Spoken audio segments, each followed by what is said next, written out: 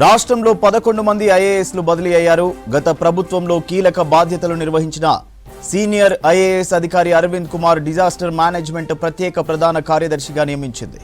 Municipal శాఖ కమిషనర్గా దాన కిషోర్ను నియమించింది ప్రభుత్వం. ఆయనకు హెచ్ఎండిఏ, సిడిఎంఏ కమిషనర్గా అదనపు బాధ్యతలు అప్పగించారు. ఈ మేరకు సీఎస్ శాంతికుమారి ఉత్తర్వులు జారీ చేసింది. హైదరాబాద్ వాటర్ వర్క్స్ ఎండీగా సుదర్శన్ రెడ్డిని నియమించింది. జీఏడీ కార్యదర్శిగా రాహుల్ బొజ్జాను నియమించింది. ఆయనకు ఎస్సీ అభివృద్ధి శాఖ కార్యదర్శిగా అదనపు బాధ్యతలు అప్పగించారు. అటవీ శాఖ ప్రిన్సిపల్ సెక్రటరీగా వాణిప్రసాద్, వాణిజ్య పన్నుల శాఖ కమిషనర్గా శ్రీదేవిని నియమించింది. వైద్య ఆరోగ్య కార్యదర్శిగా క్రిస్టినా, ఆర్ఎండ్బి శాఖ ముఖ్య కార్యదర్శిగా కెఎస్ శ్రీనివాసులు రాజును నియమించింది. ఇక మహిళా శిశు సంక్షేమ శాఖ కార్యదర్శిగా వాకాటి కరుణను నియమించింది. ఇక నల్గొండ కలెక్టర్ ఆర్వి కర్ణన్ బదిలీ అయ్యారు. వైద్య ఆరోగ్య కుటుంబ సంక్షేమ శాఖ డైరెక్టర్గా కర్ణన్ నియమితులయ్యారు. డీటెయిల్స్ శ్రవణ్ లైవ్ లో అందిస్తారు. శ్రవణ్, అధికారుల బదిలీలను ఎలా చూడొచ్చు అంటారు? ఎస్, చాలా సంవత్సరాల నుంచి ఒకే చోట డ్యూటీ చేస్తున్న వారు, లేదంటే గత ప్రభుత్వంలో ఉన్నటువంటి నాయకులకు దగ్గరగా ఉన్నటువంటి విమర్శలు కూడా చాలా ఉన్నాయి వాళ్ళ మీద. సో వాళ్ళ చాలా వరకు ఇవాళ ట్రాన్స్ఫర్లు జరిగాయి. దాదాపుగా 11 మంది ఐఏఎస్లను రాష్ట్ర ప్రభుత్వం ట్రాన్స్ఫర్ చేసింది. అందులో ముఖ్యంగా గమనిస్తే మున్సిపల్ శాఖ స్పెషల్ సిఎస్గా ఉన్నటువంటి అరవింద్ కుమార్ను అక్కడి నుంచి తప్పించింది. ఆయనకి డిజాస్టర్ మేనేజ్మెంట్కి సంబంధించిన సెక్రటరీగా రాష్ట్ర ప్రభుత్వం అపాయింట్ చేసింది. ఇక అతి ముఖ్యమైనటువంటి శాఖ water board, Hyderabad metropolitan water and sewerage బోర్డుకి సంబంధించినటువంటి డైరెక్టర్గా ఉన్నటువంటి దానా కిషోర్ను ఆయనకి ప్రమోషన్గానే మనము ఈ అంశాన్ని చెప్పుకోవచ్చు. ఆయనకి స్పెషల్ అంటే ప్రిన్సిపల్ సెక్రటరీ ఎంఏయుడిగా ఆయనకి పోస్టింగ్ ఇచ్చింది రాష్ట్ర ప్రభుత్వం. వాటర్ బోర్డు ఎండీగా సుదర్శన్ రెడ్డికి పోస్టింగ్ ఇచ్చింది. ఆయన గతంలో ఎంఏయుడి డిపార్ట్మెంట్లో ప్రిన్సిపల్ సెక్రటరీ అంటే సెక్రటరీగా ఉన్నారు గవర్నమెంట్కి ఆయన సుదర్శన్ రెడ్డి. సో ఆయనని వాటర్ బోర్డు ఎండీగా రాష్ట్ర ప్రభుత్వం నియమించింది. ఇంకా చాలా ట్రాన్స్ఫర్లు మరో 2-3 రోజుల్లో జరగబోతున్నాయి అనేటువంటి అంశం మనకి తెలుస్తూ ఉంది. మొత్తం 11 ఐఏఎస్లకు సంబంధించినటువంటి ట్రాన్స్ఫర్ నోట్ మనము క్లియర్గా గమనించినాం. డైరెక్టర్ ఆఫ్ హెల్త్గా ఉన్నటువంటి శ్రీనివాస్ను తప్పించినట్లు మనకున్నటువంటి సమాచారం. అంటే రాష్ట్ర ప్రభుత్వం ఇచ్చినటువంటి ఈ నోట్ చూస్తే అది ఒక క్లారిటీ మనకి వచ్చింది. ఇక అతి ముఖ్యమైనది హైదరాబాద్లో మున్సిపల్ శాఖ అనేది చాలా కీలకం. సో మున్సిపల్ శాఖకు సంబంధించి అంటే municipal administration and urban development కింద చాలా శాఖలు వస్తాయి. సో అతి ముఖ్యమైనది అందులో జిహెచ్ఎంసీ కమిషనర్గా రొనాల్డ్ రాస్ ఉన్నారు.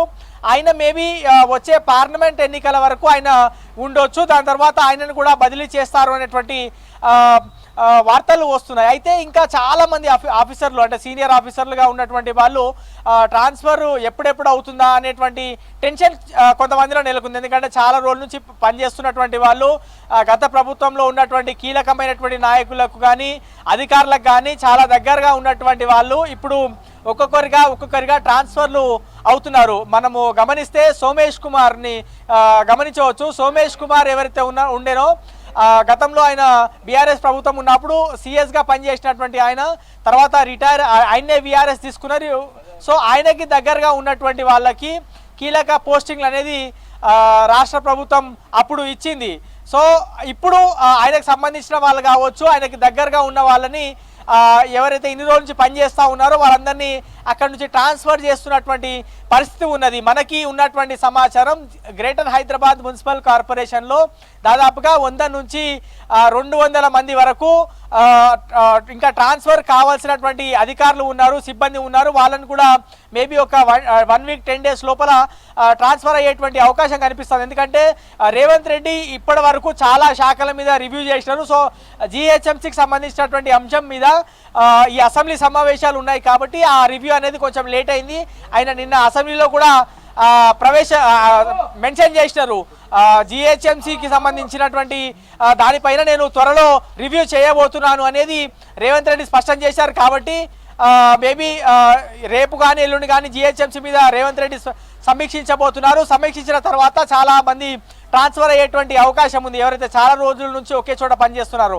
అది కాకుండా హెచ్ఎండిఏకి సంబంధించి కూడా ఒక సీనియర్ ఆఫీసర్లుగా ఉన్నటువంటి పరంజ్యోతి అనే ఆఫీసర్, ఆమె డిప్యూటీ ఇంజనీర్గా, దాని తర్వాత ఎగ్జిక్యూటివ్ ఇంజనీర్గా, దాని తర్వాత ఇప్పుడు సూపరింటెండెంట్ ఇంజనీర్గా పనిచేస్తున్నారు. ఆమె గ్రేడ్ అంత పెద్దగా లేదు, అయినప్పటికీ కూడా ఆమె ఎస్సీగా పనిచేస్తున్నారు అనేటువంటి అంశం హెచ్ఎండిఏలో పనిచేస్తున్నటువంటి అధికారులు చెప్తా ఉన్నారు. ఇంకా కొంతమంది రిటైర్ అయిన వాళ్ళు కూడా ఓఎస్డీగా పనిచేస్తున్నటువంటి పరిస్థితి ఉన్నది. వాళ్ళకు కూడా తొందరలో ట్రాన్స్ఫర్ వచ్చేటువంటి అవకాశం కనిపిస్తూ ఉంది. సో ఇట్లా చాలా మంది ఇప్పుడు ఐఏఎస్లో ట్రాన్స్ఫర్ అవుతుంది.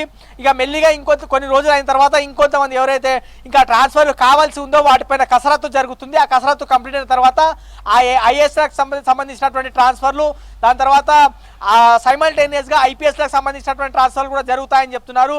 అవి రెండు జరగగానే వాళ్ళ తర్వాత ఉన్నటువంటి అంటే గ్రూప్ 1కి స్థాయి ఆఫీసరు, ఎస్సీ అంటే చీఫ్ ఇంజనీర్ కావచ్చు, లేదంటే సూపరింటెండెంట్ ఇంజనీర్ కావచ్చు, ఆ స్థాయికి సంబంధించినటువంటి అధికారులు చాలా రోజుల నుంచి ఒకే చోట పనిచేస్తున్నటువంటి అధికారుల మీద ప్రస్తుతం కసరత్తు జరుగుతుంది. వాళ్ళు కొన్ని రోజుల్లో ట్రాన్స్ఫర్ అయ్యేటువంటి అవకాశం ఉన్నట్టుగా మనకి ఉన్నటువంటి సమాచారం మేరకు, లేదంటే ఇప్పుడు జరుగుతున్నటువంటి ట్రాన్స్ఫర్లు ఒకసారి విషయం క్లియర్గా మనము గమనిస్తే మనకి తెలుస్తూ ఉంది. అరవింద్ కుమార్ ట్రాన్స్ఫర్ అనేది అందరూ ఊహించిందే, కానీ ఎట్లాంటి పోస్ట్ ఇస్తారు అనేటువంటి ఊహాగానాలు చాలా ఉండే. ఎందుకంటే ఆయన కేటీఆర్కి దగ్గర ఉండే, సోమేష్ కుమార్కి దగ్గర ఉండే, గత ముఖ్యమంత్రి కేసీఆర్కి కూడా చాలా దగ్గరగా ఉండే, ఆయన అనేక చోట్ల అనేక చోట్ల చాలా సంవత్సరాల పాటు పనిచేశారు.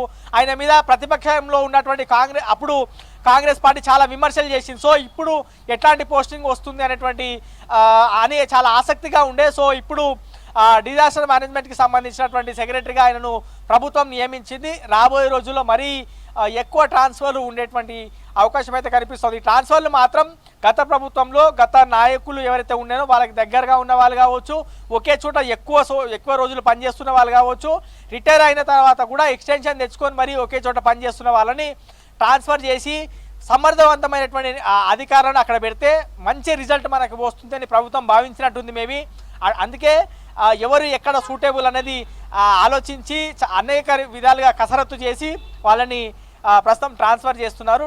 మరికొన్ని రోజుల్లో ఇంకా ఎక్కువ ట్రాన్స్ఫర్లు ఉండేటువంటి అవకాశం ఉంది. మనం ఒక 1 వీక్ 10 డేస్ లోపల అవన్నీ ట్రాన్స్ఫర్లు కూడా ఎక్స్పెక్ట్ చేయవచ్చు. సూర్య, రైట్, థ్యాంక్ యూ శ్రవణ్.